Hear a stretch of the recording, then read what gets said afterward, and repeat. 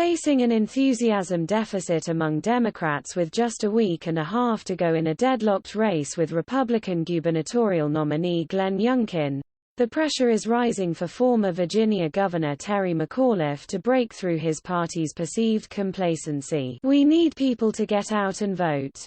I cannot tell you how important it is," McAuliffe told reporters on Friday after the kickoff in Arlington, Virginia, of his Get Out the Vote bus tour. More than 500,000 people in the Commonwealth have already cast ballots in early voting ahead of the November 2 election, according to statewide data. And McAuliffe's game plan is to boost turnout among Democrats and independent voters. "This is going to be the largest voter turnout of a non-presidential year in the history of the Commonwealth of Virginia," McAuliffe predicted.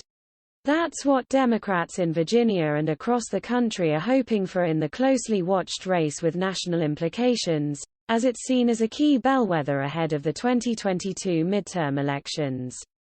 Virginia and New Jersey are the only two states in the nation to hold races for governor in the year after a presidential election. And that guarantees they both receive outsized attention across the country.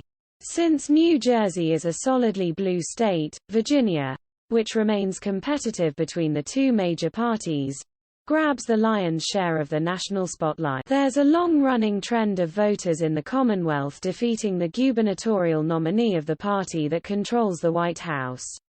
McAuliffe broke with that tradition in 2013 with his election as governor in the year after then-President Obama was re-elected. Republicans haven't won statewide in Virginia in a dozen years, and President Biden carried the state by 10 points last November. But the one-time battleground remains a very competitive state, as is seen as a key barometer ahead of the 2022 midterm elections.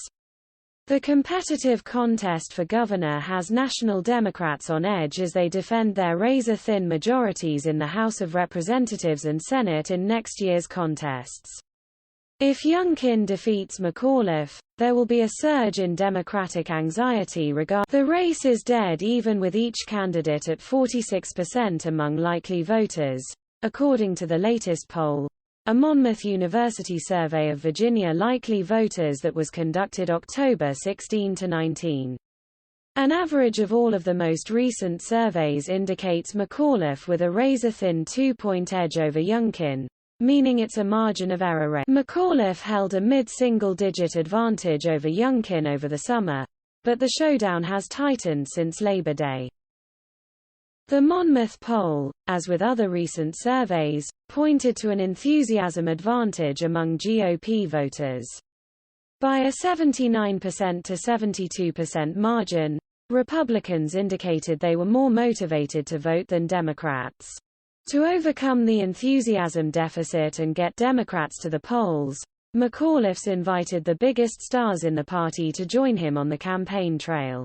First Lady Jill Biden campaigned with McAuliffe a week ago, and voting rights advocate Stacey Abrams, the former Georgia House Democratic leader who in 2018 made history as the first black female gubernatorial nominee of a major political party, teamed up with him for 2 stops last weekend. She's coming. Vice President Kamala Harris joined him on Thursday. And the biggest 2 names in the Democratic Party are heading to Virginia over the next several days. Former President Obama will campaign with McAuliffe on Saturday. Even after nearly 5 years removed from the White House, the former 2-term president remains very popular and influential with voters in his own party. And Biden will team up with McAuliffe on Tuesday. Even though Biden's overall approval ratings in Virginia have deteriorated, he's still a major draw for Democratic voters. David Richards, political science chair at the University of Lynchburg, noted that with a deadlocked race, having top surrogates potentially excite the base could make the difference. Richards said that McAuliffe and Virginia Democrats need that Hail Mary pass right now because if that doesn't whip up enthusiasm, we're looking at a very, very close race at this point, so much so that if it rains on Election Day, it may be a deciding factor at this point.